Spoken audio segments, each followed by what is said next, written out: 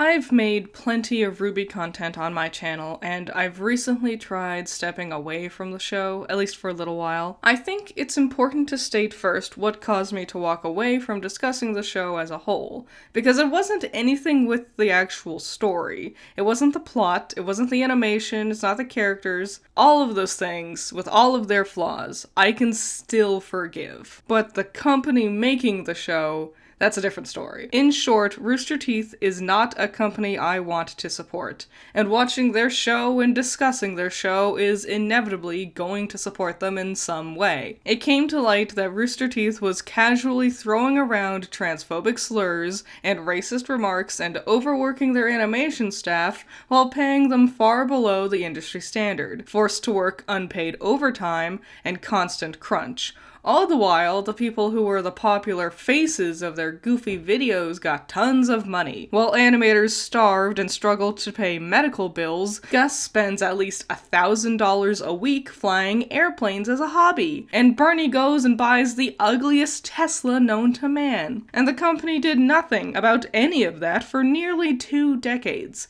It wasn't until they got bought out by an actual corporation with some semblance of standards that things started to change. Well, it's too little too late, at least for me. So after learning about all of this, I was really put off by the idea of discussing the show for a while. Thinking about everything that the workers had to suffer through made me upset. Thinking about the show in general made me frustrated. It's a show seemingly marred with constant problems. Problems with the voice actors, the writers, management, just generally hammering home how dreadful Rooster Teeth really is.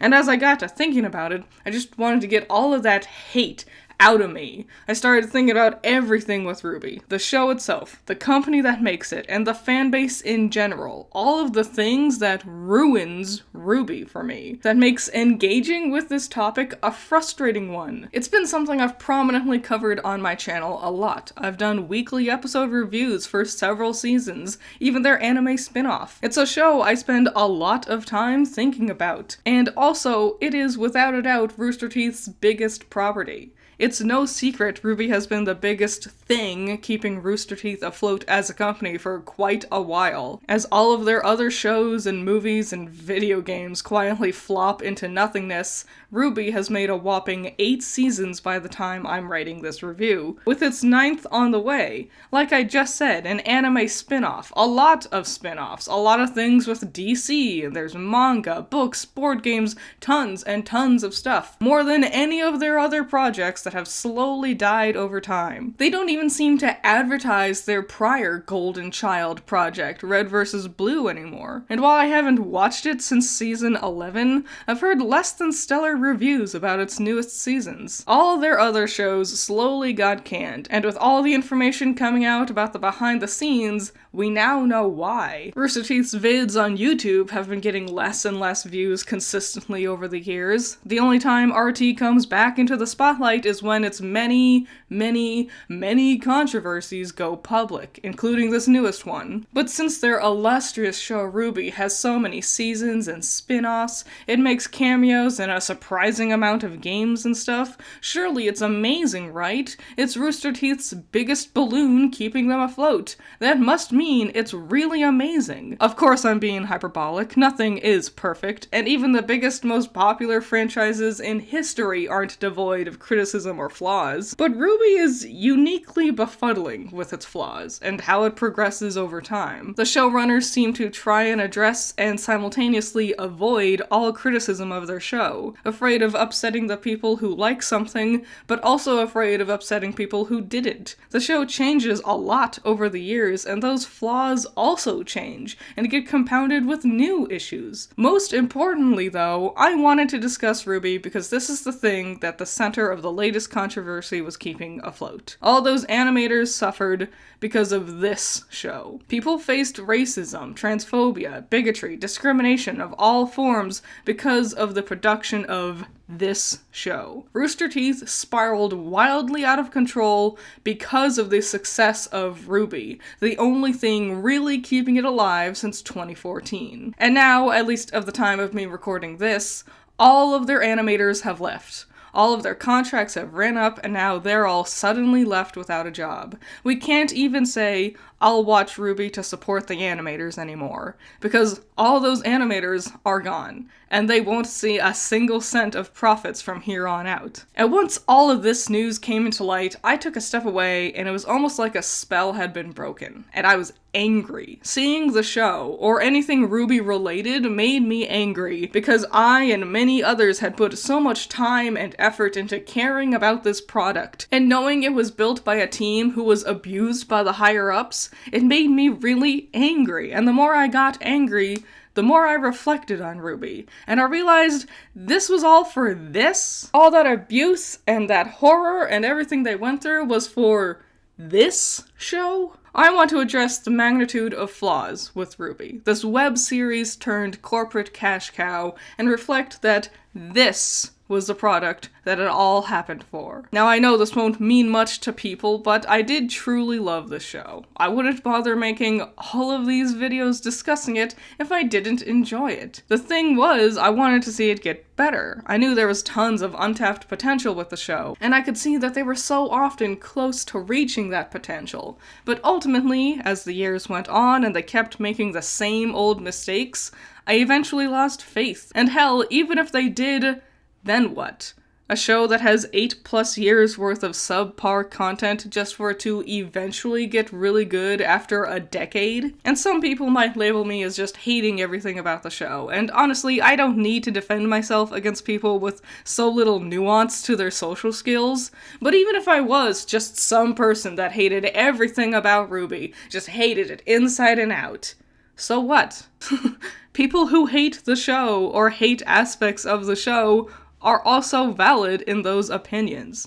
If you don't like something, your voice and opinions deserve to be heard just as much as the people who do like it. Real artists actually appreciate being told what's wrong with what they're doing. Criticism can help point out where you can improve, and that's what I hoped to do with my videos. I definitely never actually expected someone from Rooster Teeth to ever watch my content, but even if someone with just a dream of one day creating their own show, or making a comic, doing something creative, anyone who did watch my videos, I hoped that they at least could learn something about how to improve their own craft. I'm tired of beating around the bush when it comes to RWBY. Let's face it.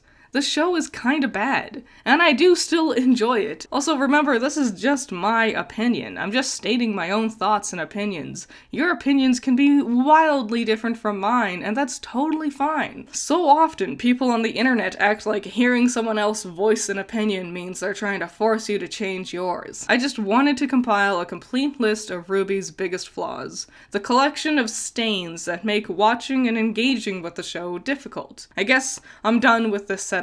It's time to dive into everything that ruins RWBY.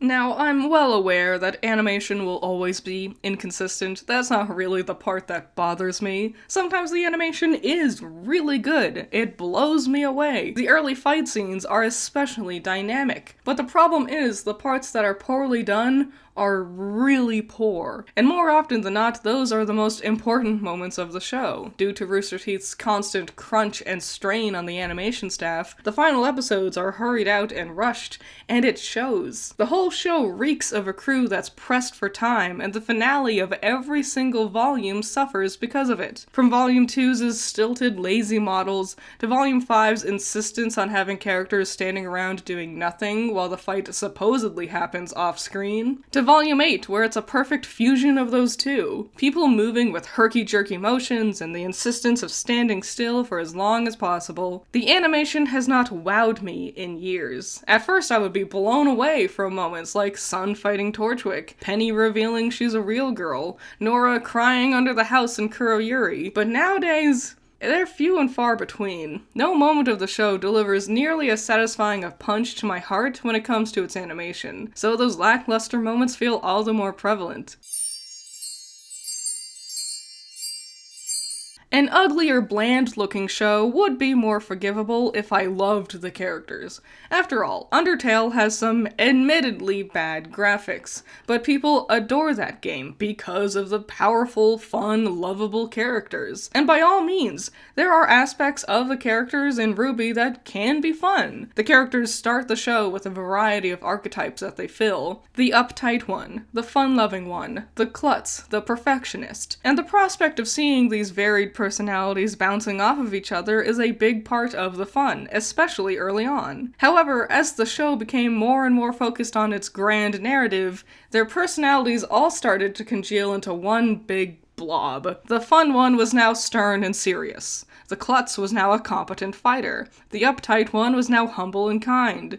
It's not a bad thing to have characters develop and grow, but in RWBY, it feels more like they just lose those aspects of their characters that made them feel unique or distinct from each other. All their dialogue feels the same. Any line could have been delivered by any of the characters, because everything they say lacks personality. The cast also never show any personal interest in things. Even something as small as seeing who likes to drink what is suddenly gone. Little moments that would highlight the uniqueness of their characters are replaced with everyone standing around doing the same things, saying the same things. A whole gigantic cast of characters that all feel like carbon copies of each other. That's why so often the fanbase will latch onto one of the many side characters. Despite being on screen for minimal amounts of time, they tend to stand out against the cast of sameness seen from the heroes. And the writers will notice that the fanbase latches onto them, and then twist everything around to make that side character the center focus for the story. And yeah, it means that a character that's slightly more interesting than the main cast gets to do something cool, but the downside is that it means that the main cast slowly starts to feel more and more like side characters within their own story. So often, while the interesting side characters are handling the real plot, getting the big finales at the end of the volumes, Team RWBY are stuck in the background being forgotten. What hurts the most is that I think the characters have that glimpse of potential. There's still this lingering idea that they can be fun, entertaining people. But the sad part is that they never get to just interact with each other. Despite so much of the show consisting of the characters sitting around doing nothing but talking to each other, none of these moments ever actually feel like a conversation. More often than not, it's all just exposition. It'll just be one character standing around word-vomiting lore or explaining things we've already seen happen on screen, going over details that didn't get properly explained beforehand. It's all very classroom feeling. This sounds like homework, like a history class. And while the character does that, the rest of the gigantic cast just sits around listening to them. There's never a rapport or a disagreement or a discussion. The very few times the characters do actually get the chance to sit around and talk to each other are painfully brief. And what's worse is they'll often just bring up an interesting concept or idea, but that concept never gets further explored. Instead, the next time that concept will be brought back up, it'll be because they've suddenly resolved the issue out of nowhere. Even when the show tries to have these characters interact like real characters, the show never lets those moments play out. So instead, everyone feels like they lack any development, only the tiniest glimpses of personality here or there, constantly being overshadowed by the side characters who quickly get shuffled off screen or killed off. Which, on that note, I feel like I saw in some Q&A or something somewhere that Miles and or Carrie said that they wish they had named the show Remnants rather than RWBY, because the title RWBY implies that only Team RWBY are the main characters, and that would help make it more understandable when every other character instead gets to be the main characters, which, to me, is basically just them quietly admitting that, oops, they've accidentally written a show with 4 main characters that they just don't actually like. Not that Miles and Carrie hate Team RWBY necessarily. Ruby, Weiss, Blake, and Yang were very clearly Monty's creations, and they essentially just exist with cool designs, weapons, and abilities that he wanted to use for his cool battle scenes. But, since Miles and Carrie were amateurs when the show started, they did that thing that all amateurs do and fall in love with the characters that they actually had a hand in creating. Miles and Carrie had not only a much bigger hand in defining the whole cast of characters around Team RWBY, but Miles also has the unfortunate situation of being the voice of Jean. Back when RWBY was a tiny project and they got their voice talents literally anywhere they could, hell, tons of characters are voiced by random animators just because that's who they had available. Yeah,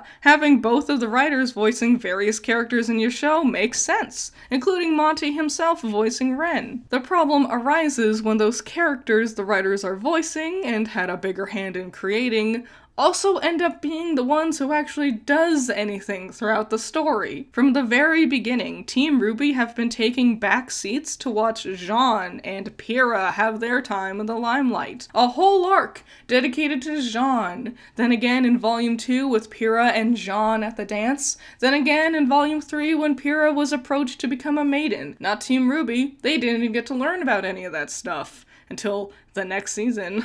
Speaking of, finally in Volume 4, Ren and Nora get to have their backstory. Then again in Volume 5, when Raven and Vernal were the ones dealing with Cinder's faction. And then in Volume 7, when Penny and Winter save the day. And again in Volume 8, when Penny and Winter save the day again. Despite the main plot being about 4 special women with super special powers being the center of attention, no one in Team RWBY are those special women. We've been shown time and again that the maidens are the only thing the plot wants to focus on. And here Team RWBY are, standing generally near a maiden and watching as they get to be the ones to do the important stuff in a volume. Think of every single finale of RWBY. Each volume, every single finale, the focus is more prominently on characters other than Team RWBY. Except for Volume 6. Volume 6 was the only time Team RWBY actually got to do the final battles, both with Blake and Yang killing Adam,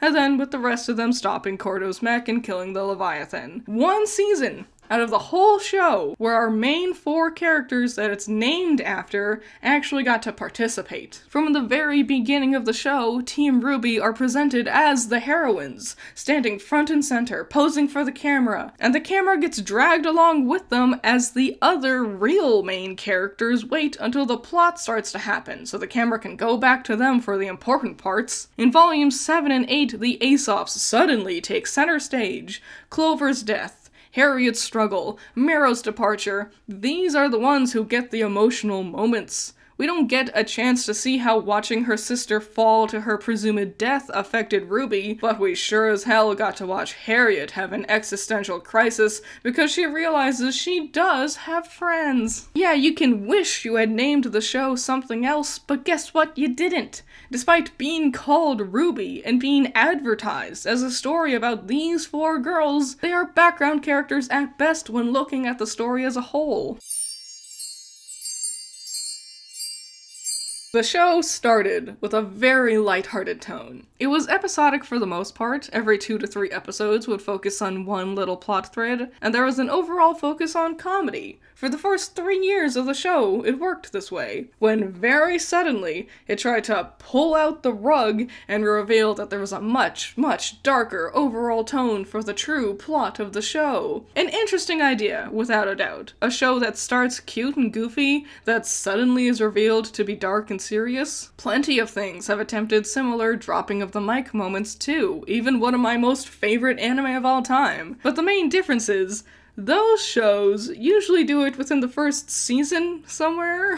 RWBY spent 3 years getting popular off of its lighthearted narrative, comedy-forward cast, and simple school setting, to suddenly try and shift everything into a darker story about death. Drama. Now they're traveling the world. Needless to say, that transition never really smoothed out. Now, not to say that the first 3 volumes were ever devoid of heartfelt moments. After all, the attempt to tackle the racism plot thread for one of our main characters was most prominent during volumes 1 through 3. I have plenty of videos on my channel going into detail about how poorly that was executed, but it was at least an attempt to cover something more serious. Unsurprisingly though, after dropping the hammer and the school blew up and 2 of the most beloved characters in the show had died, a lot of fans weren't totally on board with this harsh of a tone shift. And RT seemingly was aware of this, because after the big dramatic reveal for the story happened, The show still tries to squeeze in lighthearted moments of comedy. In the end, all it does is make the whole show feel rather tone-deaf and all over the place. It doesn't help that these attempts at lighthearted moments are always sandwiched between really dramatic moments. I'm watching a scene where the political attack is coming to a head, the culmination of the whole plotline about corrupt government and hypocrisy finally coming to a point. One of the characters has been accused of mass murder, and peppered throughout the scene, we watch as the rest of the cast engages in Looney Tunes buffoonery. We gotta spill food on a chubby lady so she'll cry and spill her wine on Weiss's brother. Wah wah, so silly, ha ha. Like, really? Tone shifts can work. You can have lighthearted moments and dramatic moments together in one show, but this isn't not right next to each other like this. It's hard to take anything seriously with the show. The comedic moments are surrounded by these sad, dramatic themes, and then the serious moments are surrounded by these goofy, lighthearted themes. The plot also just festers and wallows as the cast refuse to push anything forward. None of the main characters do anything to move the plot forward in any way. And that is, after the first 3 years of the show, where the real plot sort of just quietly bubbled in the background, waiting to happen. The true plot of the show takes 3 years to start, and then they seem afraid to actually further elaborate on what their plot is after that. Even the actions of our main villains aren't fully understood after nearly a decade's worth of the show's runtime. We know Salem wants to gather the relics, but whether it's because she wants to die, or just kill Ozpin, or both, or neither, it's all up in the air. People say things confidently as if she's explained this, but she hasn't. We just have to surmise what she's going to do. And her questionable endgame only gets compounded when looking at her lackeys. They also seemingly don't know what it is she wants, but none of them ever seem to want anything more either. So many of them have lived and died without any sort of motivations beyond the simplest ideas. Let me explain to you the plot in the simplest way possible, and this is not me trying to drag it out to be hyperbolic. This is honestly me trying to summarize the plot of RWBY in the simplest way to understand. An evil, immortal woman wants to collect 4 things to bring back the gods who will destroy the world unless the world has achieved world peace. She wants to do this to get back at her ex-husband, who has hidden those things inside of the battle schools of the 4 kingdoms, and can only be accessed with the power of a specific maiden. Our heroes are traveling the world to try to stop the villains from getting these things. Now, the showrunners claim they've had everything figured out long beforehand, Salem's backstory and the plot directions and stuff like that, but I have a hard time believing it. First of all, they've explained before that maidens were not thought of until Volume 3, and if you watch the show, you know that who the maidens are and who will become the next maidens is a really big element for the progression of the plot. It's pretty hard to believe that they had it all figured out when maidens play such a big role, but they were only added in on a whim in the 3rd volume. In fact, lots of things get thrown into the show last minute. Characters, fight scenes, concepts, all kinds of stuff. By all means, the only reason the show even existed is because Monty wanted to make cool fight scenes with cool characters and cool weapons and abilities. This convoluted plot about gods, immortality, relics, magic, it's all so twisted and confused that it definitely feels like things were thought up by the seat of the writers' pants to try to keep up with the whims of Monty's action scenes. Desperate to try to tie together all those loose threads they left lying around in a coherent way. The bigger problem is, structurally, the plot is working backwards with the characters, and their goal is never more complex than just arriving at a location. Your story can be summarized by an Uber drive. Once they get there, the kids are vaguely tasked with protect the relic, but what that really means is never explored. The relics are already locked away in vaults and can only be opened with the maiden powers. There is nothing more for the heroes to do in terms of protecting it, so instead they spend the majority of the volume volume sitting around doing nothing, waiting until the villains eventually roll up, and then they have to fight the villains off to try to prevent them from getting the relics, which they've failed to do twice now. Once they got the lamp, they never try to lock it away somewhere safe. Like, yeah, they couldn't open the door to the staff to put the lamp in there with it, but is there not just some extra secure vault somewhere? There's like an entire laboratory around here, but we don't have an extra big safe somewhere? Instead, they insist on keeping the lamp that they didn't want to use dangling around on their hip like it's a keychain. The flow of the narrative they're trying to present. Characters travel to a new location to stop the villains and protect the relics. That would work better if the heroes were chasing the villains. If the villains were in the lead and the heroes were following them, trying to get there in time to stop them, that would make more sense structurally. How it works now is very reactionary feeling, not proactive. And it's the type of story where once you stop and take a closer look at it, you can't help but notice that there's all these holes in the foundation. Why didn't Salem split her 4 generals to go to the 4 different schools at the same time? Why didn't Team RWBY ask Lionheart more questions about Cinder's team? That's what they were going there for. Why did it take so long for Hazel to empathize with Ozpin? Like, did he never consider the things that Oscar had said to him about Gretchen? Why didn't Watts just hack the heating grid from the start? Why didn't Salem just fly in on a giant whale to begin with? Why didn't RWBY use her super speed semblance that lets her fly to save Yang? Why didn't his sword cut through her arm this time? Why did Team RWBY send everyone to Vacuo? Why not split them up between the different kingdoms? Why did Torchwick need to steal all that dust? Why does Ironwood still want to bomb Mantle even after the whale is gone? If Ironwood wants to float Atlas to safety, why didn't he spend those 2 days in Volume 8 sending out ships to shuttle everyone in Mantle up to Atlas? So then he and Team RWBY could work together instead of fighting. Why did Crow try to team up with the murderer who tried to kidnap his niece and kill him rather than team up with his new best friend? Why doesn't Ironwood just tell everyone he's trying to fix the Amity Coliseum to bring back global communications? If Salem noticed that Team RWBY and everyone else was at Atlas, why didn't she just fly her whale to Vacuo where it was unprotected? Just so many things happen in this show that prompt the question, but why? And plenty of people give the arguments of, oh, just turn your brain off and enjoy it. Well, I'm happy you can sit down and have your motor functions turn off, but I actually enjoy using my head. Even the simplest of children's shows that I've seen doesn't require me to dumb myself down just to enjoy it. What show that presents scenarios and topics that are as serious as RWBY tackles also asks its audience not to give further thought to those complex topics? The whole show feels propelled by contrivances alone. There's little justification towards the actions the characters make. So then they have to use time in the next volume sitting everyone down to have droning exposition to help justify those decisions they made beforehand. And what's worse is that it's filled with a cast that does not seem interested in pursuing the plot in the slightest. The heroes know of the villains and they know that they're on their tails, but they never discuss them.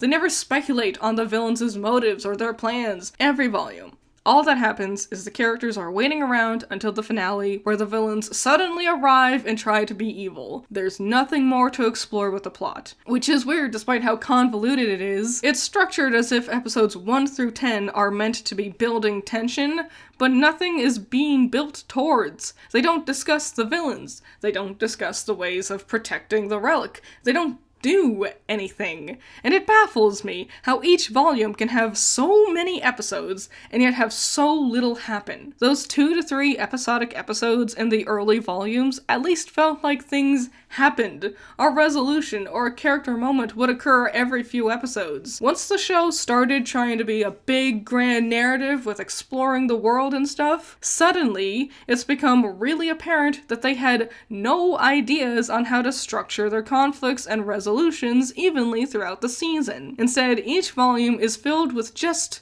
filler. Not even filler that explores or develops the characters. It's just them sitting around doing busy work. Simple conflicts that feel like a waste of time compared to the larger narrative.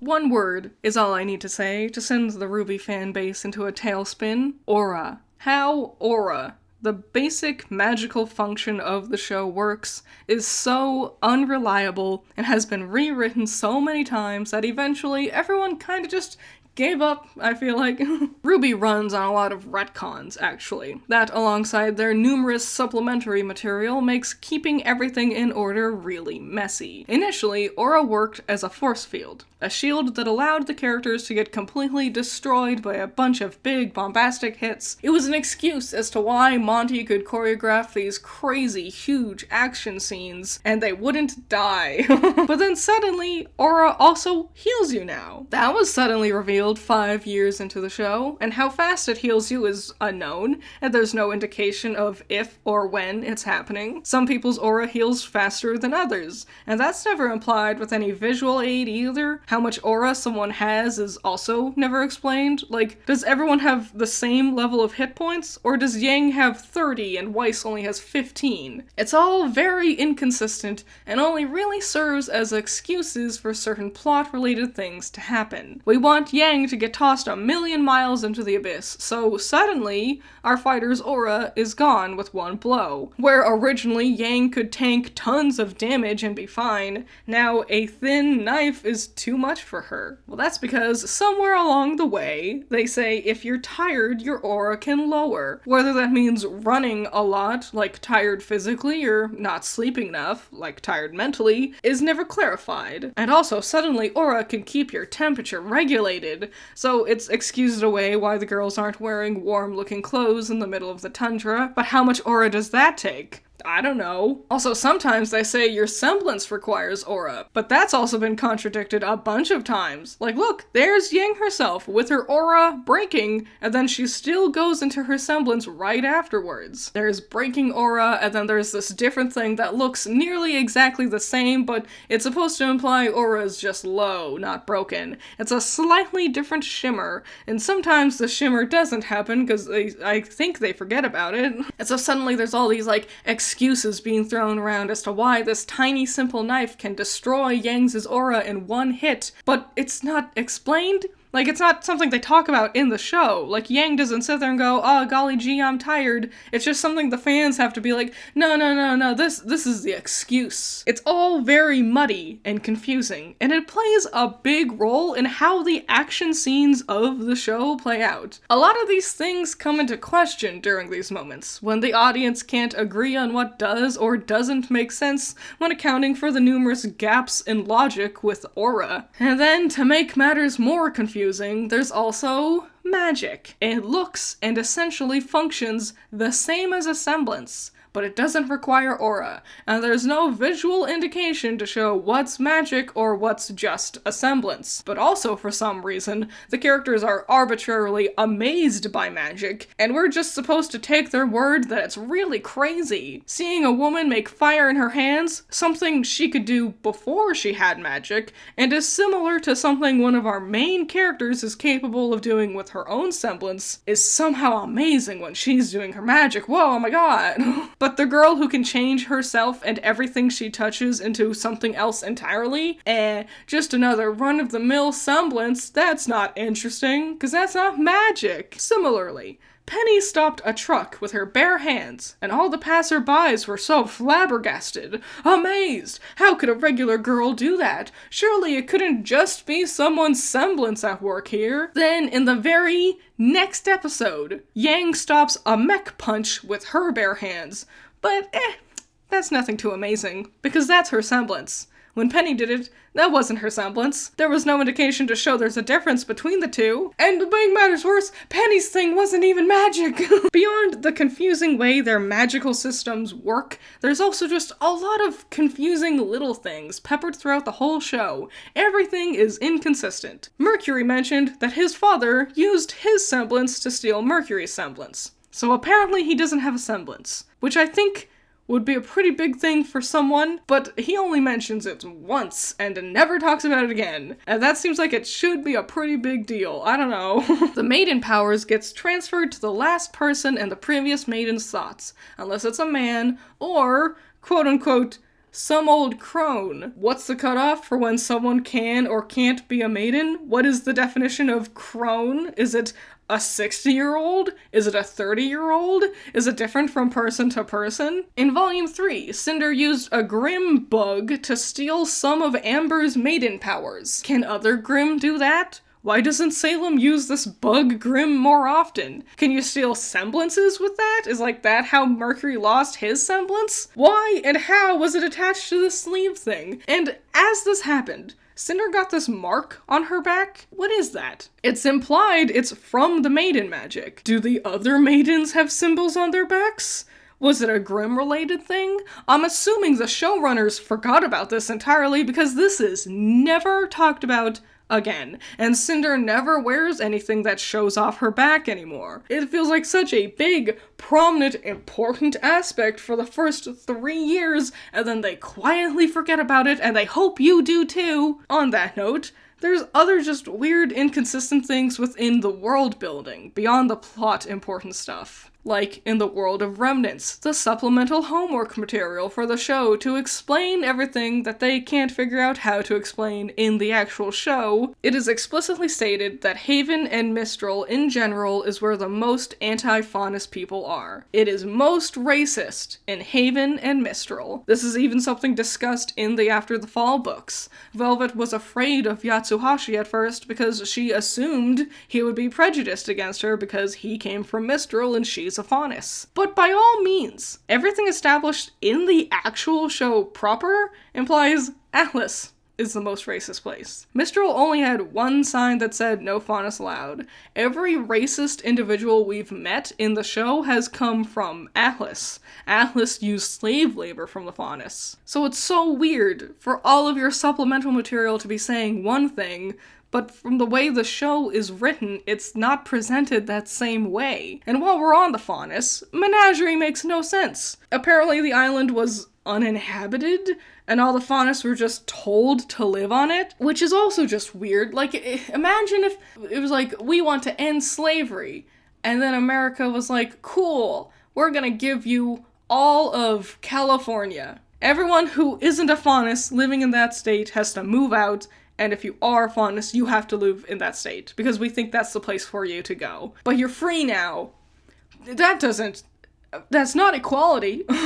But they talk about it like it is, and Blake talks about how the Faunus want to live on better land because this island is crappy, which is extra salt in the wound. But Menagerie isn't a kingdom, at least it's not discussed like it is. The Faunus are allowed to leave the island whenever they want. There's a ferry, there's boats and things all the time. If they don't want to live on this island, they don't have to. Very convoluted, especially when you talk about the Faunus, and just every single aspect of the show, once looked at with a tiny bit of scrutiny, is hard to follow. There's way more questions than answers, and when the show tries to answer those questions, they just make it more confusing and muddy. They contradict themselves constantly, and they retcon things every single volume. The fanbase needs to do a ton of mental heavy lifting to excuse away or theorize around all these inconsistencies. The issues with the tone and the lack of character depth really stems from the show's overall lack of understanding of any sort of nuance. Every situation is played straight, and there's an overall perspective of things being black or white, which is baffling to me, because the show actually regularly does a fantastic job at presenting situations with a lot of shades of gray. They show us characters or scenarios that require further thought. Oftentimes, the cast are staring into one proverbial trolley problem after the next, but rather than explore any of these situations by addressing all of the shades of good, bad, and everything else in between, instead the cast all acts like the situations they're in are meant to be one-sided. The show presents us a story about racism, abuse, cruelty, being seen as second-class citizens, while simultaneously presenting an organization that strives to oppress their oppressors. These marginalized people are presented as the villains. One of our 4 main characters used to be aligned with them. By all means, there's an interesting discussion to be had about finding equality and acts of terrorism, and when do those actions become understandable or even excusable. But instead, The show takes a simplistic route to blanketly state that these guys are also wrong. They don't bother trying to explore the nuance that leads to the White Fang's existence, or dabble with the idea that they might be justified in their actions to some degree. Ironwood is presented as a person who was good, had good intentions behind his actions, but goes about it in the most questionable of ways. An obsessiveness to live, to protect the people that he can, and makes him come across as cold and ruthless, and by all means, this should be considered a character who is applauded. They've successfully written a character that toes a line between what's good and what's wrong. When presented with an impossible scenario about risk versus reward, no nuance goes into anyone's decisions, though. Team RWBY pick an option and it's presented as if their option was always meant to be seen as the morally correct one. They are the just group doing the right thing, and Ironwood is the bad one who's bad and picked clearly the evil option, but it's a problem that had no right or wrong solution. Instead, what happens in these moments of interesting nuance is the characters play the scenarios as black and white, and the audience is just meant to agree with them, despite the fact the show itself presented these complex, interesting scenarios to you in a way that highlights the amount of gray in their decisions. The characters act like it's all black and white. Robin is supposed to be a good guy, even though she's doing questionable things. You're just supposed to say, yes, she is good.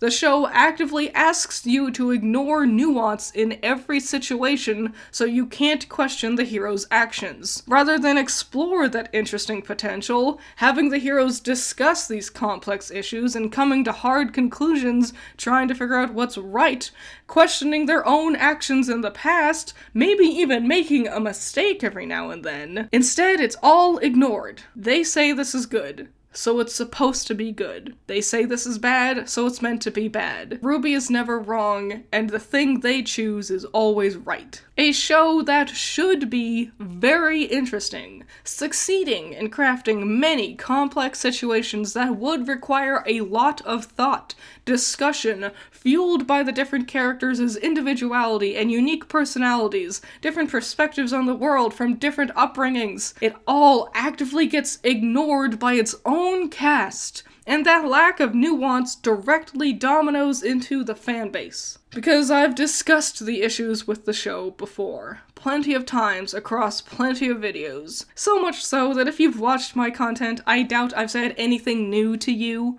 I even debated whether or not even to have this first half of the video at all, but I figured it's best not to assume that anyone watching this video would have seen any of my prior content, to try to keep all the important information in this one wholly collected spot to summarize all of the issues with RWBY. And everything I've addressed up to this point has just been my subjective critiques of the show. You could easily disagree with any of my prior points. Hell, I expect you to. But I set out to address all of my issues regarding RWBY. Not just the aspects of the show itself that I think falls flat. It's time to domino out of the world of fiction, and let's talk about reality.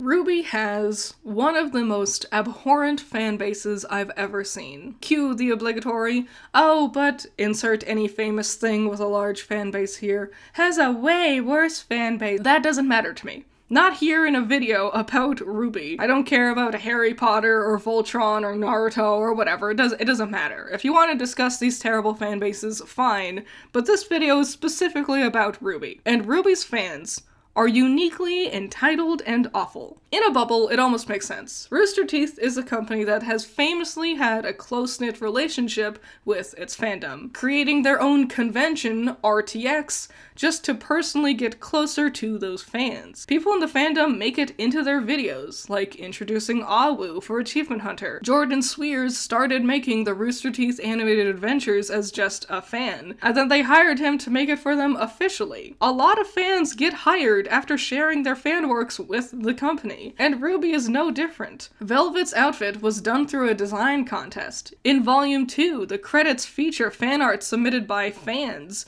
T-shirts were done this way. Even as recently as Volume 8, they had a Grimm design contest for fans. Fans are intrinsically connected to the show. And on one hand, it's really fun and cool to truly feel like you are being seen by the people who have a hand in making the show. For so many opportunities to see something that you came up with actually getting incorporated into RWBY proper. Fans of the show feel like they're really being heard. But also, some people seem to think that they can demand to be heard. Fans still talk about the dreaded Bumblebee shippers. Early on, their ship became popular not only because the girls look cute together, but also with the help of their voice actresses publicly also supporting the ship. But for some reason, people on the internet can't just let other people have different opinions anymore. Early on, Bumblebee shippers would start attacking others if they didn't agree with the ship, or the other way around, where people were seemingly jealous that Bumblebee was getting so much attention, even from the voice actresses, that they would just attack people who do support Bumblebee. And while this behavior isn't as prominent much anymore,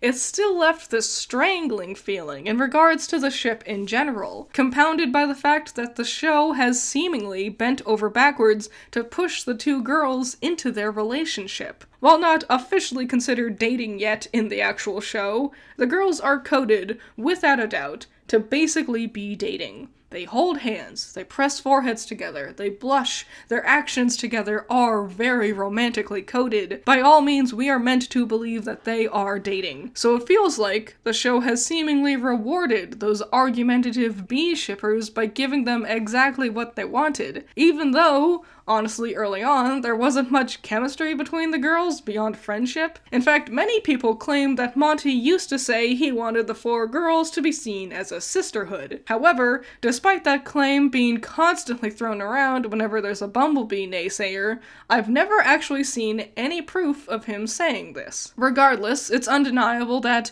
from the outside looking in, the loudest fans got exactly what they wanted. It's also easy for someone to dive further into the world of RWBY beyond just their episodes. Since Rooster Teeth got its start as a YouTube channel with Let's Plays and podcasts, the voice cast initially consisted of just well-known faces of people who already worked there. There are a lot of behind-the-scenes things with RWBY and Rooster Teeth, more so than your ordinary, here's how we made the show type of thing. There's lots of moments where the people at this company can feel very personable. Watch an RT Life, or one of their many live-action shows, or one of their podcasts, or one of their Let's Plays. It's all very, very, very easy to grow a parasocial relationship with the RT employees. Well, at least the ones that actually got paid the industry standards. Like I said when I started, what soured my mood with RWBY was finding out how actually scummy RT was behind the scenes, underpaying the staff who actually make the show possible, while transphobic, bigoted behavior ran amok, and it's crazy that they were able to hide all of this horrible stuff despite the constant camera crew running around. Bringing it back around to RWBY and its fanbase though, I know it's ultimately a worthless endeavor trying to understand what all makes RWBY fans so awful to interact with online. I can assume it's because of how easy it is to feel personally connected with these people who make the show, and while I do think that's a big reason for it, it would be disingenuous to try to come to any sort of definitive conclusion like this. Remember earlier how I said the show lacks nuance? That seemingly has bled into the fans, not only viewing these interesting, complex issues as if they're black and white, but also viewing any form of criticism or critique towards the show the same way. I don't know any other sort of fandom where I can say I want more LGBTQIA+ representation. I want to see Blake and Yang actually announce their love for each other rather than keeping it unspoken. I want to see more of this, and yet I get called homophobic for not loving the crumbs of representation the show offers already, for daring to imply it's not perfect as it is. And personally, I feel like the RWBY fandom insists on using very serious words too often, homophobic, racist, misogynistic, etc. Thinking Ironwood might have been a well-written character gets you called a bootlicker. Wanting Blake and Yang to announce their love for each other rather than keeping it vague gets you called homophobic. Because the root of the issue is this mentality that you can't question how good the show is in any capacity. To suggest something could be different, or want something to be better represented, implies you don't think the show is perfect as it is. If you know about the discourse of the truly toxic members of the community, then the names Canon Seeker and Lilith Farron are nothing new to you. The quintessential examples of the truly vile voices in the fandom, both of which go so far out of their way and personally attack anyone who doesn't share their opinions that RWBY is perfectly flawless. Now, there's nothing wrong with them thinking the show is good. Good for them. I'm glad they can enjoy something so much. Rather, it's the entitlement of them to think they're allowed to attack people who disagree with them. And when I use the words harass or attack, I mean it. I'm not being hyperbolic here. These people and others like them will personally harass people because of a cartoon. I've seen them and others like them using the phrase criticize the critics too many times to count, a concept that by its nature is a dog whistle of their desire to bully people over their opinions of a cartoon. These people use the word criticize synonymously with hate, harass, or attack. By claiming that they're going to be criticizing people for critiquing the show, they're openly admitting they want to attack them, the same way they think a critic is attacking the show. And it's not just me, it'll be anyone who they label as a critic or hater. The moment you slightly imply that you might have a bit of criticism with the show, suddenly they think it's fair game to harass you personally. In these crazed fanatics' eyes, they think this is an equal exchange. They don't see any issue with harassing me or others on a personal level because they have such a parasocial relationship with the show RWBY that they think critique towards it is a personal attack on them. Seeker, otherwise known as Canon Seeker or Answer Seeker, is probably the more prolific of the two. There's an entire Google Doc compiled of everything they've done, and it's a lot. Notably, they've compiled an annoyingly long list of good, positive RWBY channels and places for the real fans. But Seeker also included NSFW or porn-related links to that list without any sort of warning anywhere. And this list was regularly being presented towards children too, because Seeker insisted on just shoving this list everywhere in front of anyone asking for cartoon recommendations, regardless of their age or anything like that. Seeker is probably more famously known for their habit of stalking people across Twitter and Discord and other sites. Me and many other YouTubers who focus on talking about RWBY have had to deal with Seeker popping up in their feeds, infiltrating their Discords, and starting to try to spread lies and hate towards other members of the community. Seeker has the habit of creating puppet accounts, something that they even accidentally admitted to me once before. Once they realized they let it slip, they deleted that tweet, and they insist otherwise, but we all know better. All of this in an attempt to get around being blocked or banned. They also regularly change their name and their Twitter handle, hoping no one will notice it's them anymore now that they have a new name. And yeah, that is harassment. Creating multiple dummy accounts to get around being blocked is a form of harassment. Something I'm sure the other worst voice in the fandom, Lilith Farron, is also guilty of, though less prominently so, I'd say, or at least it's less easy to spot. Lilith is more a garden variety trollish type of person, insisting on staying on her Tumblr, talking shit about things people do or say on YouTube or Twitter, hoping no one notices, but she also 100% does hope people notice, because the posts where she's picking fights with people are the ones that get any interaction, and she is desperate for attention. And yeah, every fandom has people like this, but the thing is with RWBY is that this is what the poster children look like for the people trying to promote the show. They tout themselves as the good fans, the one who loves everything about the show, perfectly how it is. They're the ones who constantly suggest others should watch it, and turning around and then attacking those same people once they have any sort of criticism towards it. People like Seeker and Lilith paint critics, or even just regular fans who think things could have been improved, as ones trying to destroy their show. And this doesn't just stay with criticism towards the show. Even things that are usually considered fun fan works get this treatment from people like Seeker and Lilith. If you draw fan art of Blake shipped with the wrong person, they'll attack you over it. They'll call you homophobic. If you say you don't like Robin Hill, suddenly you're misogynistic because you don't like her clearly because she's a woman. If you say you like a character who who happens to be a man, uh-oh, look out, writing a fanfiction, oh my god, get ready to get completely attacked. There's a collaborative fan group making a series called Fixing RWBY. Essentially, it's just a lot of fan artists coming together to make their own AU fanfiction version of the show. It's very thorough, and basically it's its own original story by this point, but it's a fun alternative universe. It's fun seeing how someone else would approach this world a little bit differently. But to Seeker and Lilith? Blasphemy! Fixing? You dare imply the show needs to be fixed in the first place? To say that you don't think the show is already perfect as it is? How dare! Of course, Lilith Farron is also just racist. Fixing RWBY designed a character, Vernal, like this, and Lilith is racist, and used a racist word to accuse them of making her a Romani stereotype. People corrected her and informed her that, no, she is not based on Romani people. Vernal and the Bronwyn tribe are inspired by the Ainu people, which is a very different culture of very different people. And Lilith is actually the one being really racist by assuming they're the same. Oh, you see a girl with a skirt and flowers in her hair? Lilith thinks that must be a Romani stereotype, because she's stereotyping her. But of course, Lilith just keeps using that racist slur to talk about Vernal the whole time, and then when people kept trying to tell her that she was wrong, she just ignores them,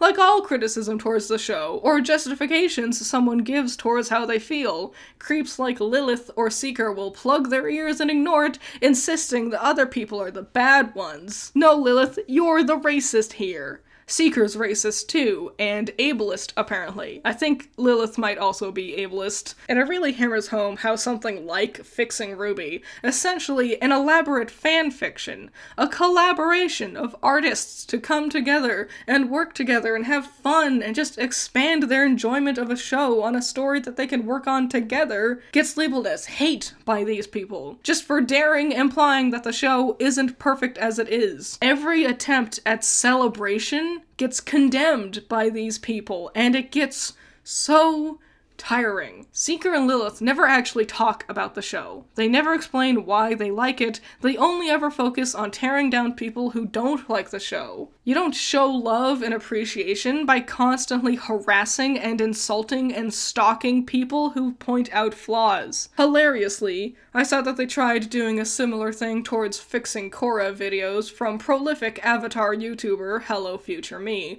and it went very poorly for them. Yeah, the much more chill Avatar fanbase was not having any of Lilith's or Seeker's buffoonery towards their triggers over the word fixing. These two and others like them separate everyone in the fanbase as good and haters. Not just YouTubers who primarily focus on RWBY, but everyone. Hell, H-Bomber Guy and Jello Apocalypse. Two very famous, well-known YouTubers, each made one video each discussing RWBY, and some people will still insist on lumping them into the groups of RWBY YouTube haters. Hell, to the two of these clowns simply stating an opinion about criticism towards the show is somehow the same as people trying to stop others from watching it, as if critics are evil villains going out of their way to force people not to watch this show that you care about out of spite, when, in all honesty, these hyper-obsessive people who scream and gnash their teeth and are openly racist and bigoted and ableist, these people are the much better example of the type of people who turn others away from the show. But let's also not act like this is a one-sided thing here.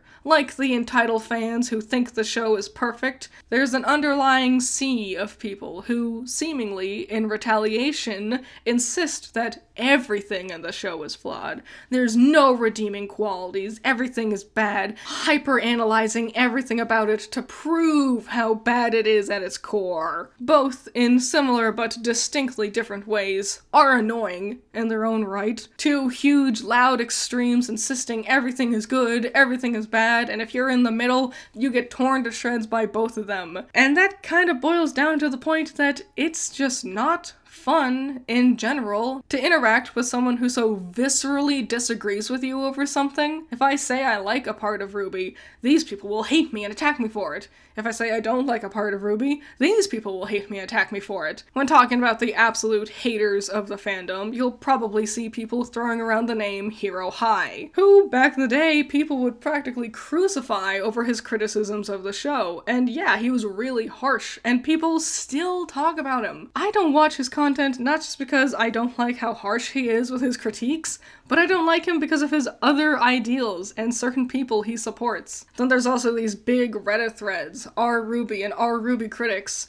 a whole other subreddit needed to be made solely for the purpose of dividing people who might have had critiques of the show, no matter how mild, as if merely existing near someone who doesn't like RWBY as much as you was something undoable. So much so that at one point in time, the RWBY sub announced that they would ban everyone who was found in the critic sub, guilty by association apparently. It caused a big uproar, and the next day they changed it back, but it really brought into attention how divisive this issue really is. Not to say that the critic sub is much better. My sister, Twins Inc., made a simple video, Get Over Adam. It was a good video that addressed the topic of people getting over Adam, a character who, at the time of her video released, has been dead for 3 years. Adam was always a bit of a big hot-button issue from being ingrained in the failed racism subplot, and all her video did was suggest maybe we all stop fighting about him. 3 years post-death, talking about the same old talking points with this one character was getting tiring. But the RWBY Critics subreddit, the most notorious home of Adam discussions,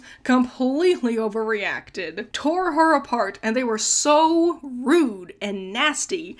And the little king of that subreddit, Dex, the only active moderator and runs it basically like his own little playground, was the worst. Then Dex ran to Twitter to continue to attack her, because Twins casually talked about how poorly the sub was reacting to her video to one of her fellow RWBY companions. Unprompted, Dex ran into a different website to continue to harass her for speaking ill of his precious little subreddit. Such disgusting entitlement from him. And that was only the one that I saw. I try to avoid Reddit nowadays, but I can only imagine how many more people Dex sits there and snidely talks down to. And if you disagree with any of his 20,000 paragraph long wandering, whining, same old shit he posts, he'll belittle you infinitely over it. And with every Dex and Hero High, and every Seeker and Lilith Farron, there's tons of nameless others who agree with them, who act the same way,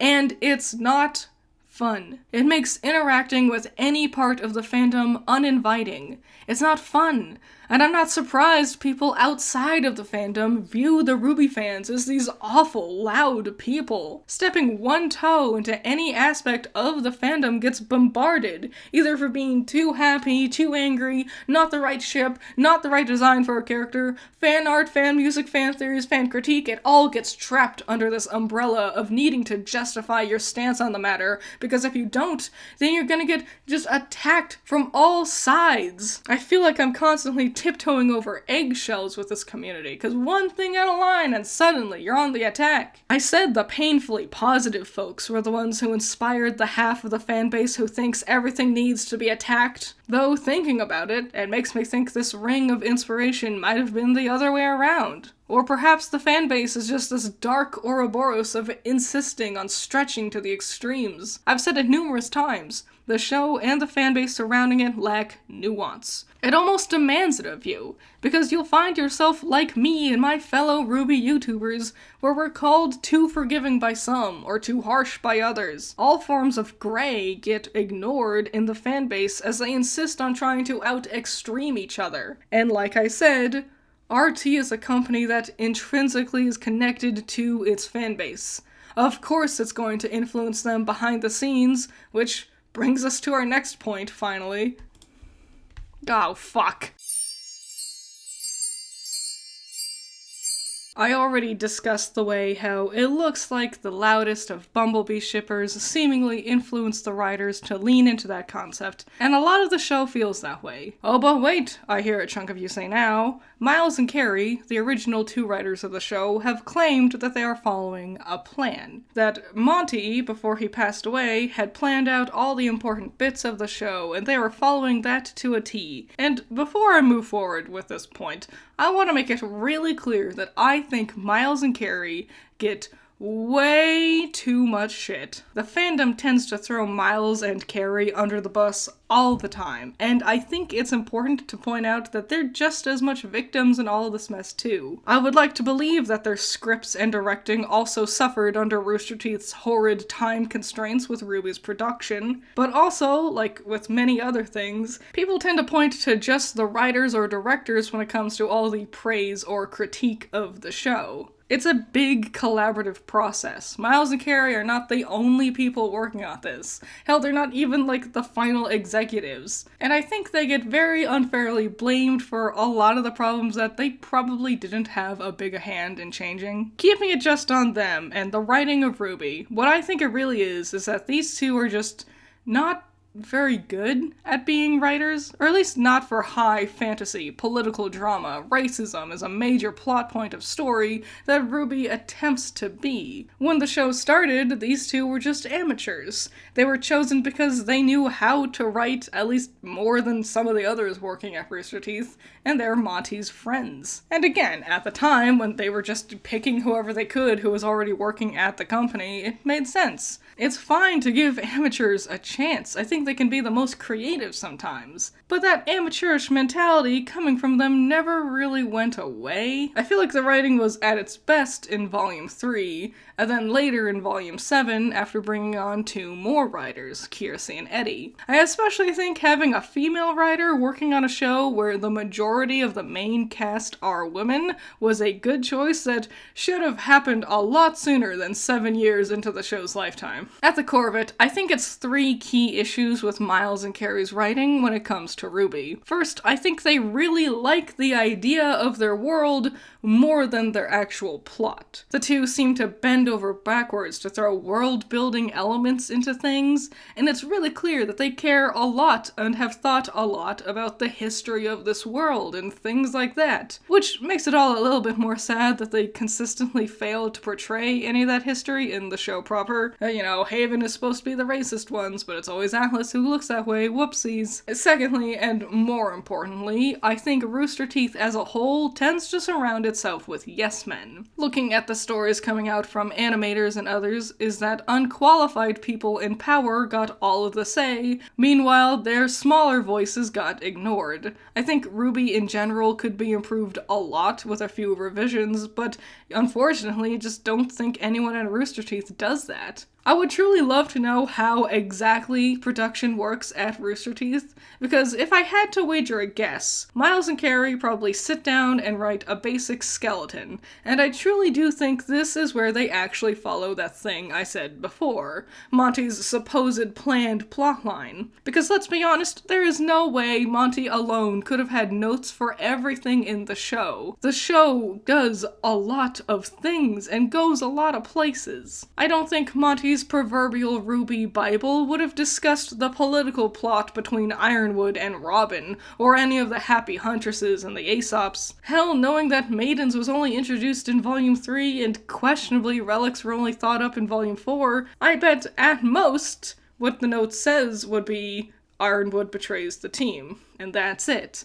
How that happens and why that happens was up for the writers to figure out. So yeah, I think Miles and Carrie write a skeleton of the basic flow of the volume, and then they come up with how that skeleton can be chopped into 12 to 4 episodes, then figure out what can happen in each episode. Only after that do I think there's any sort of revisions, and it's likely small things like word choice mostly. I don't think big, sweeping plot events or threads or character actions really gets revised at all. unless it's getting cut because of time constraints. Not only because the show has a very first draft feel to it in general, but also because I somewhat speculate that their lack of nuance is actually accidental. I think with the collaborative nature of these complex topics being addressed in their episodes, the grayness being ignored and presented as black and white likely wouldn't be a thing upon a little bit of revision. And third, remember, I was counting out 3 things that I think are the core issues with Miles and Carrie's writing. That second thing took a while, so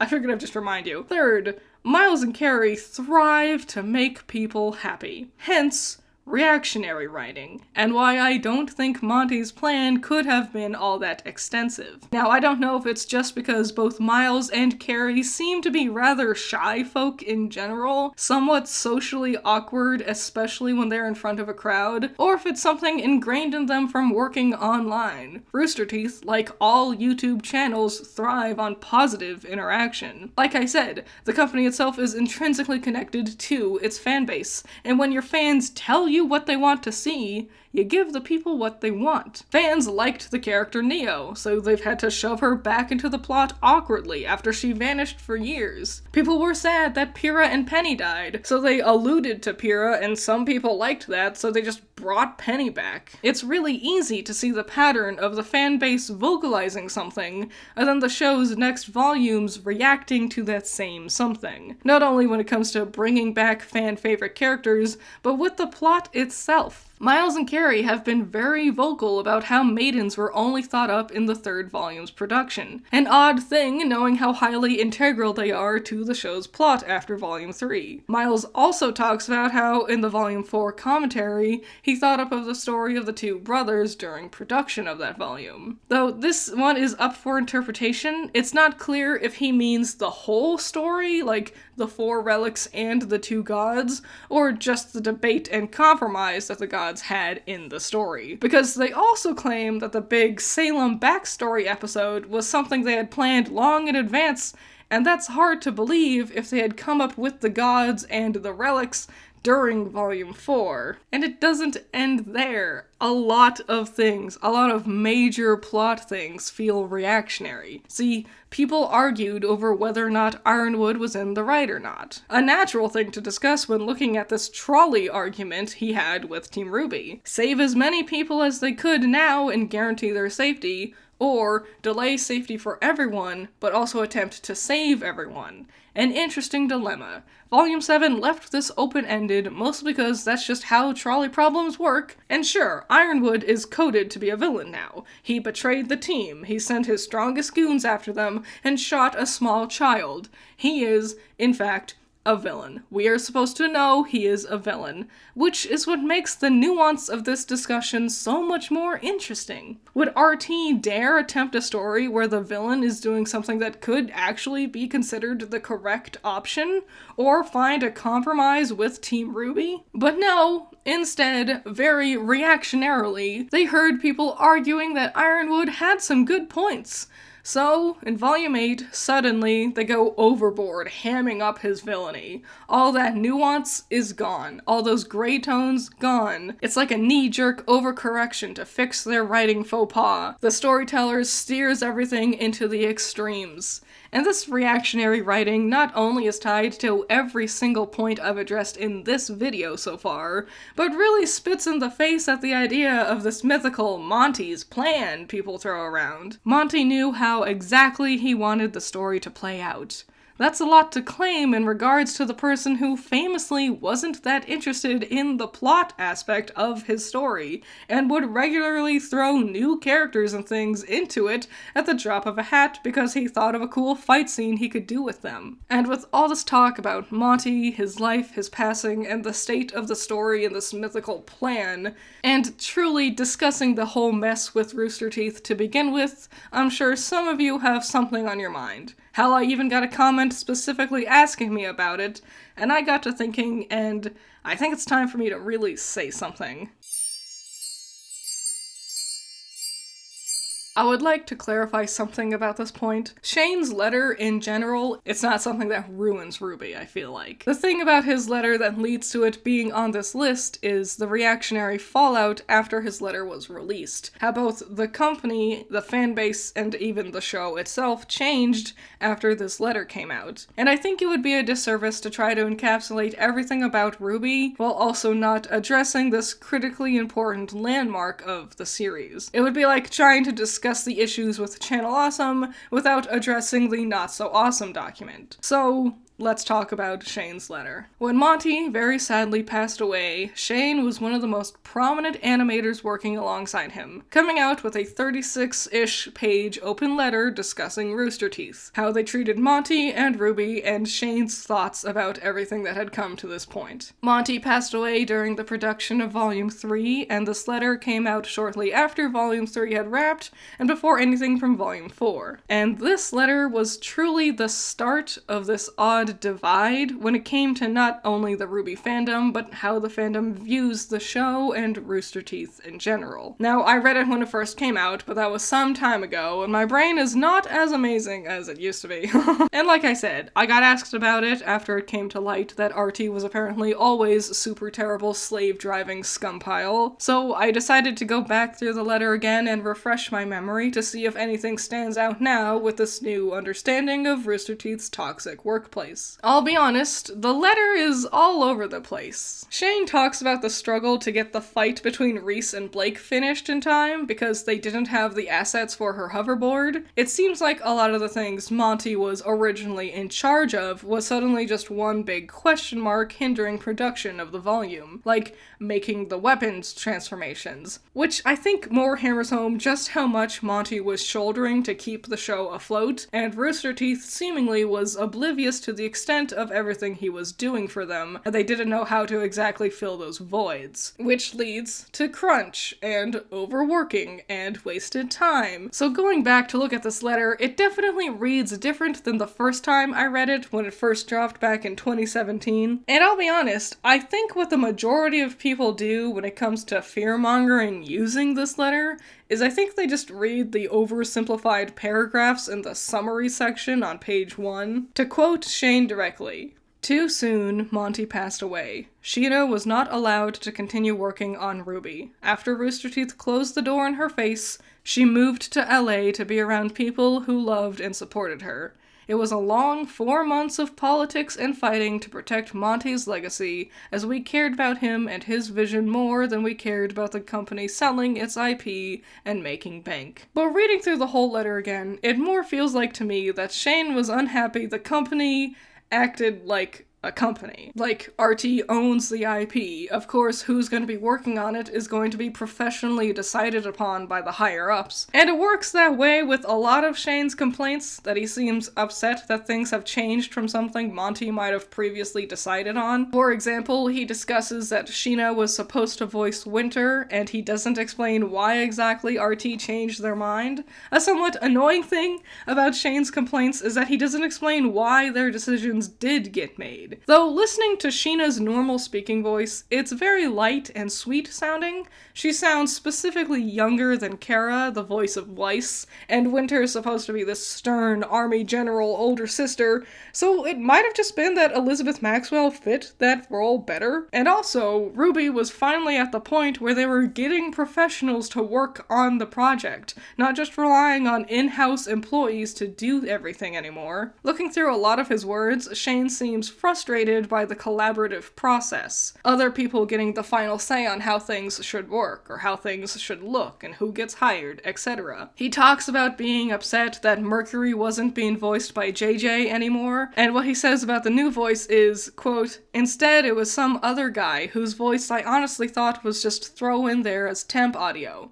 Yuri Lowenthal. Prolific voice actor Yuri Lowenthal. That's who that some other guy temp audio voice was." So, I get the feeling Shane just didn't like change, you know? And I really don't want to pick apart all of Shane's letter. It's about 7 years too late, and I just want to let sleeping dogs lie. But I bring up the letter because this was truly the beginning of the fandom decaying into the state as we see it now. Suddenly, overnight, the fandom was proverbially split in half. Some people who thought Shane was being hyperbolic and blowing things out of proportions, specifically to spite a company for various reasons. The other half was certain Rooster Teeth was this evil corporation, desperate to erase everything Monty loved and cared about, and puppeteer his works solely for the purpose of getting as much money out of his creative genius as possible. And you know what these two sides lack?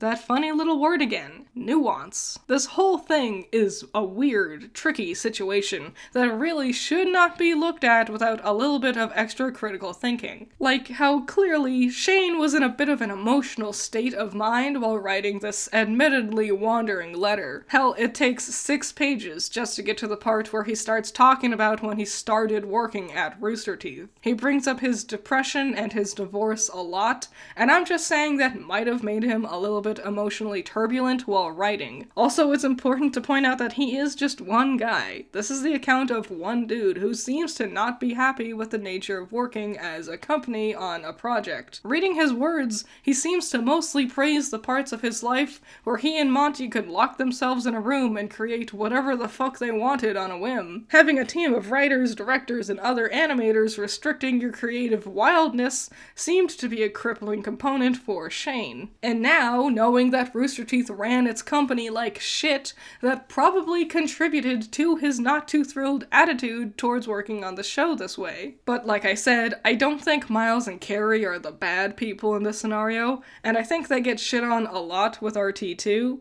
I noticed Shane never drops names in this letter when referencing the people in charge who are making the decisions he doesn't like, and I'll be honest, I have a hard time believing the shy, awkward Miles and Carrie would steamroll over anyone when it came to a decision-making process for a story. But regardless of all of that, Shane's letter was the first huge division in the fandom, and the company. Very suddenly, everyone started questioning what is and isn't what Monty would have done. From the company itself discussing this Monty's plan that they're supposedly following, to the fans discussing Monty and how, after his passing, so much feels like it changed in the show. What Monty would have wanted, what Monty would have approved of, and what Monty would have done, suddenly it all got to the point where discussing Monty Ohm, the creator of the show itself, became a taboo. Those two subreddits from before even banned using Monty's name because it kept causing so much drama and arguments between people. Viewers and commenters regularly throw Monty's name around to try and discredit aspects of the show. I've gotten a sickening amount of comments along the lines of,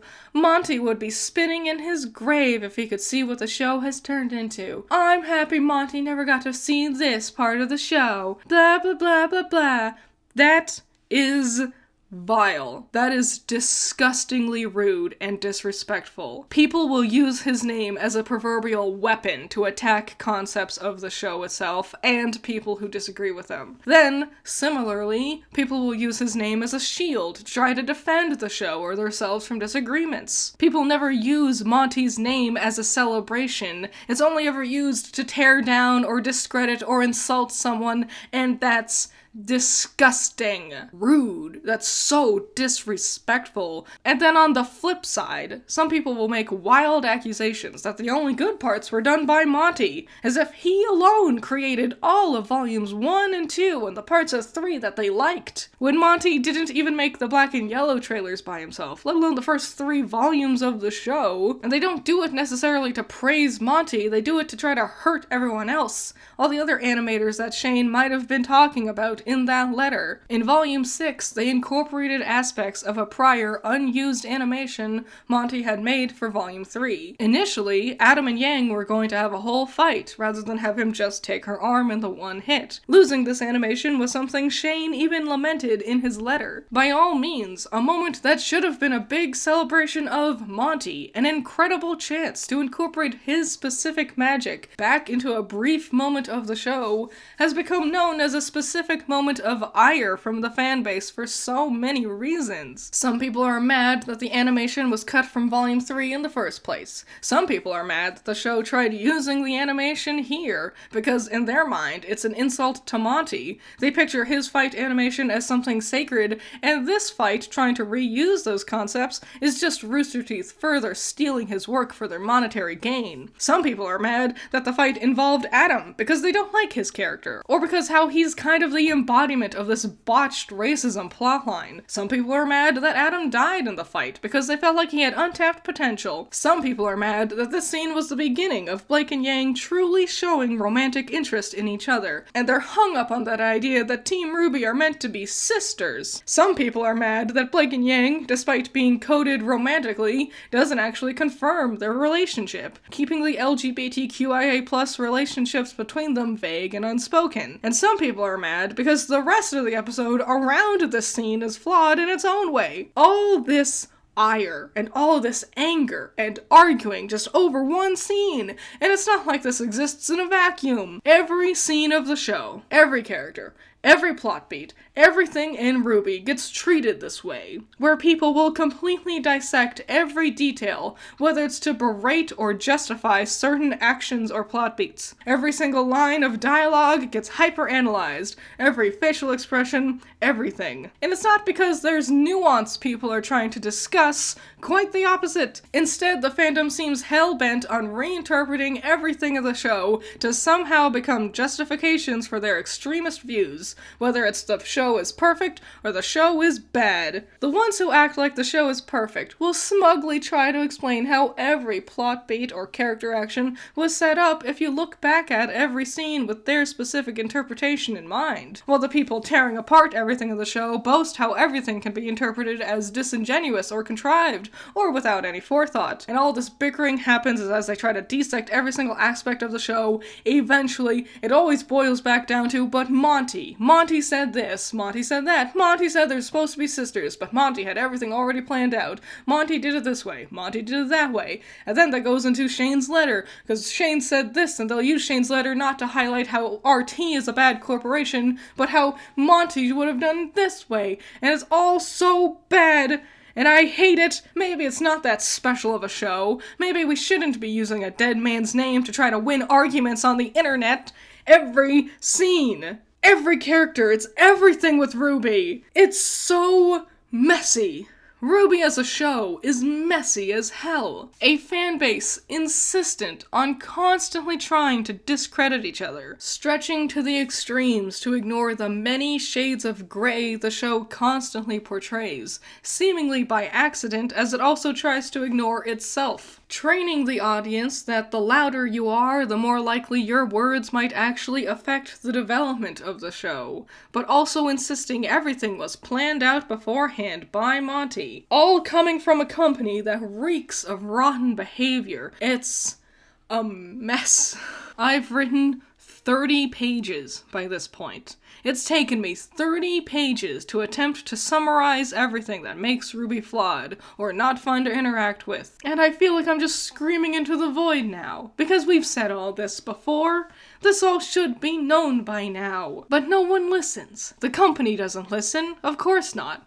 They're fucking slave drivers. They're abusing their own staff. They don't care about the story. They just care that they can pump it out fast enough with all their spin-offs and their merch and get you to spend your money on it because that's what they care about. I feel like I'm stuck on repeat with the show. The show has seemingly been repeating its own plot points for a while. Every single volume feels exactly the same. Team RWBY rolls up to a new kingdom, does nothing, the villains attack. I bring up Shane's letter because it was the beginning of the true divide with the fandom, but not in a good way. Shane's letter should have been the moment that helps point to RT's bad practices as a company, but maybe because of his turbulent emotions at the time, that part didn't get well explained. Lost amid his ramblings about his divorce and his thoughts and the other smaller things he had issues with, he was vague and didn't really talk about the bad parts. And at least not enough to the point where it actually affected anything, because Volume 3 still came out, and then Volume 4, and the show moved on without Shane as he left the company, and many others have left the company, but the show has existed for nearly a decade now, and I feel like we should have all been talking about this sooner. Not just RWBY, but Rooster Teeth in general, how it's a bad company, it abuses its staff, and it's sad because you think about Monty. If Monty was alive right now, I don't know if he'd even still be working at Rooster Teeth. Knowing how badly it treated its animators, I kinda hope he wouldn't.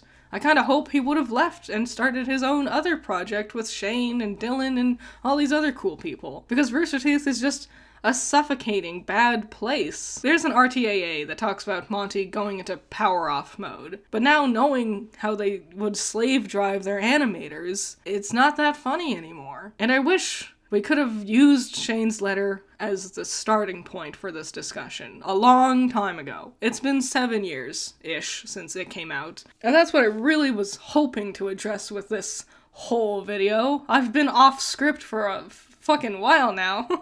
I wrote 30 whole pages, but the last, 10 minutes of just speaking from the heart is what really matters in the end, I guess. Once you finally get it all out of your system, you figure out what you really are trying to say. It's not fair. It's not fair for Monty.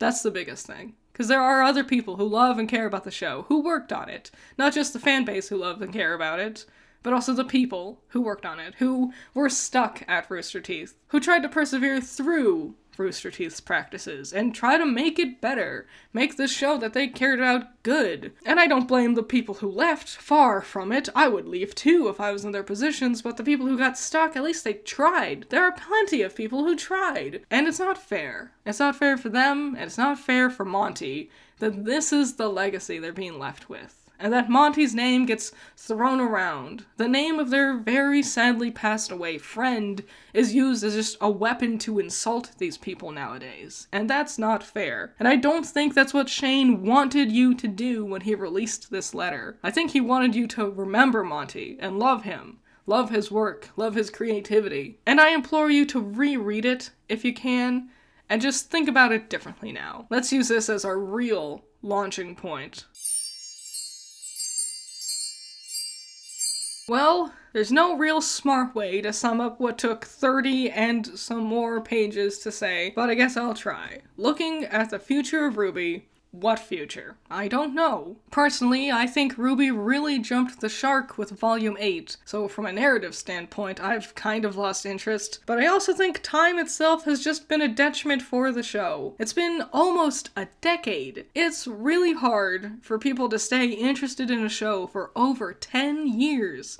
Think back to where you were 10 years ago in your own life. How much have you changed? How much of your interests have changed? I'm gonna stay invested in a show for 10 plus years? That's hard. Most cartoons are lucky if they can make it to 5 seasons. Reaching 100 episodes is a really big landmark for most cartoons, and RWBY has surpassed 8 seasons. They've way passed that landmark, and now they're moving on to their 9th volume. It's set to come out soon? I was already theorizing that RWBY, and perhaps more importantly, Rooster Teeth, was nearing its end after the news that they were abusing their work staff came out.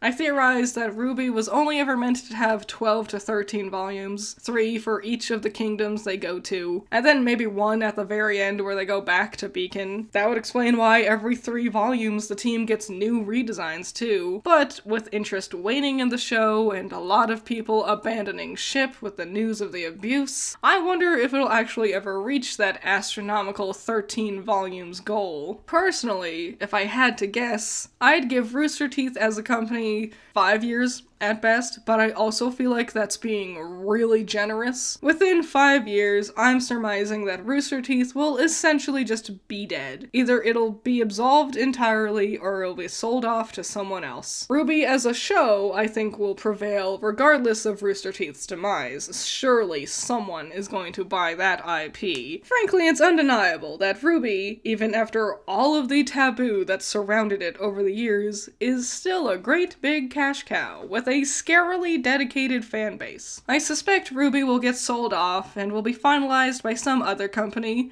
maybe even an entirely different writing staff or directing team, I don't know. And then it'll probably persist after that with either the fabled Team Stark spin-off everyone wants, or like a sequel type of situation, Boruto style, you know, or maybe they'll actually just remake the whole damn thing. That seems to be something people ask for a lot. There are definitely more things I could have discussed in this video, but also I think I've said enough. Oh my god, my throat hurts. And other aspects I could have spent more time discussing just feels like microcosms of other points I made. I think the fanbase will continue to argue with each other for forever. I honestly have a hard time thinking fanatics like Seeker, Lilith, or Dex will ever stop talking about the thing that they regularly go to text-based war over. But also, Hero High, that fourth example of the worst of the fanbase I talked about before, he doesn't talk about the show anymore, so I guess anything is possible. And on that note, more interestingly to me is that many RWBY YouTubers have slowly been transitioning away from RWBY. And this was happening even long before we found out the company was all ass, and I actually really love that. These cool people whose content I've enjoyed and I've gotten to befriend and even collaborate with are now branching out and showing me their other cool interests and hobbies. And I like that. While this video is a rather grim rant on things I've come to hate about the show and the fandom around it, I can't deny that there is a small sliver of something I will always enjoy. There are fun designs that I will always love. There are poignant moments that will always impress me. There are characters that I will always appreciate,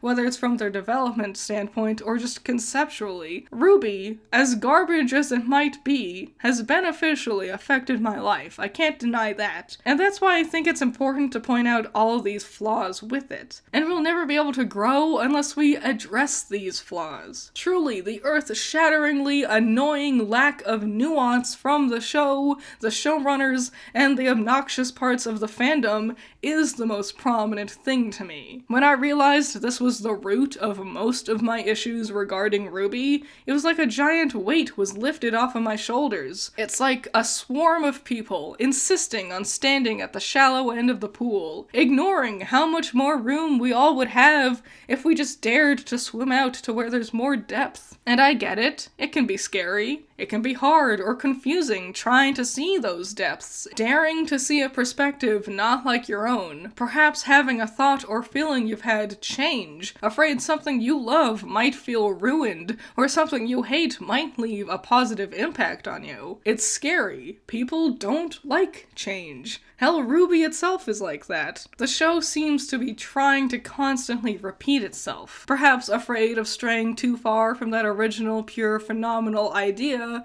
that is the gem of the Red trailer. A part of me is appalled that all of this turmoil, the abused animators, the betrayed trust, the harassment from fanatics, it all came from a show that's just okay, in the end of the day. A niche web series that has a bit more popularity than other YouTube shows might have. It happens to be owned by Warner Brothers, so it gets a lot of spin-offs and merch and stuff. All of this was for this? But if you made it to this point of the video, I thank you so much. This was massive, and this script haunted me for weeks on end. I'm sure editing it was a nightmare too, but if you did make it this far, I implore you to swim out to that deep end, even for a little while, to spend a few moments to try and understand why others come to conclusions that are different than yours, to look at the show with a different perspective, to accept that you can address parts that you are disappointed with or even truly hate, but that doesn't have to ruin the parts that you enjoy, to understand that people have different opinions than you, and it's fine. Nuance